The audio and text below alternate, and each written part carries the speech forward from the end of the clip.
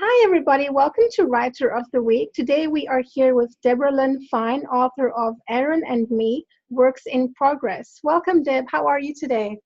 Okay, thank you. So, what was it that made you want to write this book, and when did you start writing it? I had been an elementary school teacher for many years, and I came across a number of families where students had special needs and would need special services. And I always believed that sometimes in the process, parents and children become a little bit lost. The parents have legitimate concerns. Why isn't the teacher seeing my child for who he or she is? Doesn't she see my child's strengths? And the testing culture in American schools is sometimes a little dehumanizing to individuals. It's also loosely based on some experiences I had in raising my own children.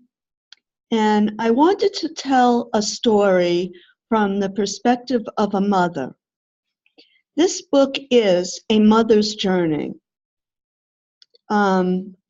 Additionally, I had one student who was in a situation where he had an indefinite diagnosis of a condition called neurofibromatosis. I combined personalities of people, former students, and a little of my own children and experiences to create the character of Aaron. And I feel that Aaron gives voice to the voiceless, students and parents who struggle with any number of issues. I also wanted to raise awareness of neurofibromatosis. It's also called NF because it's a little known disease. It's not something common like Asperger's or anything like that.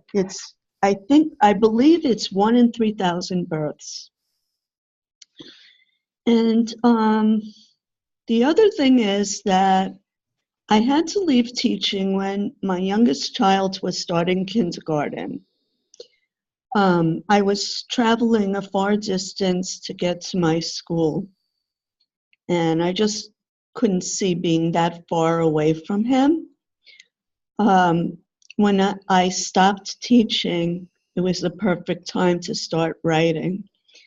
So between my computer crashing several times and being critiqued in writers' groups, it took me 10 years to write this book. That sounds like quite a journey. Was there anything surprising along the way? Yes. Well, I thought about what can happen to the character of the mother. What if it was about a mother who thinks she cannot cope with the possibility of this disease?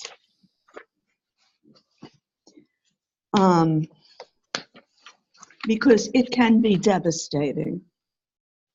Who feels she does not have the personal resources to cope.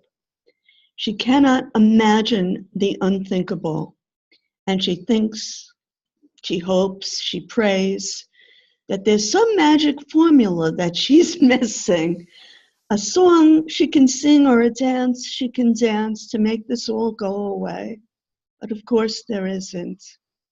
And doctors will not utter the words that she longs to hear. Aaron is normal.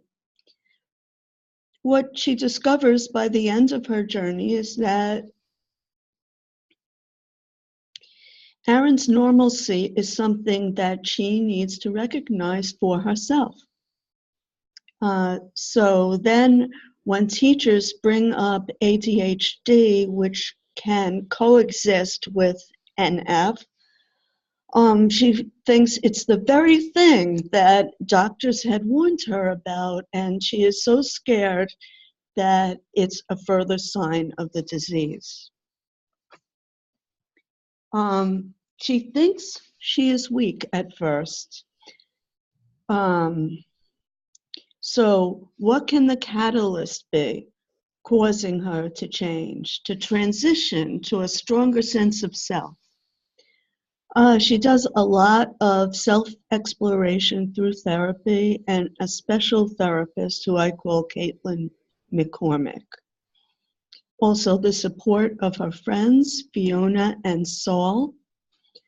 Caitlin, or Katie, gives Kim the words, the vocabulary to speak to school officials, and this helps her to develop self-confidence and esteem. The surprising part is that she'd been strong all along. Kim just needed to recognize it. And another surprising thing that I found was when I was critiqued in writers' groups, they found the personality of Kim, who is the mother, to be a little bit sarcastic. So I worked very hard on softening her. And something very interesting you said about these children are not seen as themselves. Can you tell us more about what you mean by that? You said Well, mostly by the teachers and so on. yes, of course. Teachers have this set of skills that children are supposed to learn by the end of the year. And sometimes it's not developmentally appropriate. I'm sorry, do you mind repeating the question? Sure. You said that teachers don't see the children as themselves, that they don't see them as the person that they really are. Because they see them as a bundle of weaknesses instead of looking at their strengths. That's what I mean by that. Yeah, that's a very good way of summarizing that. And who are your readers, and what do you want their takeaway message to be about the book? Okay, first of all, I see the book as realistic women's fiction.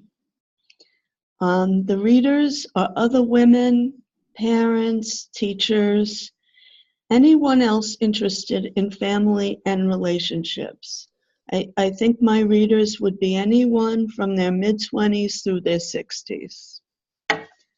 And I would ask my readers, have you ever been in a situation where you felt ill-equipped to cope with it?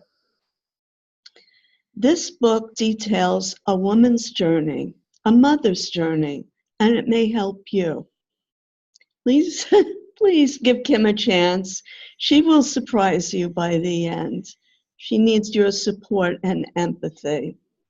Above all, it's a book about rising above adversity, both for Kim and for her son. It's a story that may help others find courage and hope in facing any number of situations. Just imagine going to the pediatrician for a well baby check and being told there may be something wrong. I don't have time to talk to you really about it, but you need to take your child to a pediatric neurologist. Go to the library and look up this condition in a medical book. And that begins the drama for Kim. Deb's book is available on Amazon, and if you want to find out more, you can go to her website, debralynfein.org. That's Debralynn with 2 N's. Thank you so much for being with us today, Deb, and we wish you a lot of success with your book. Thank you.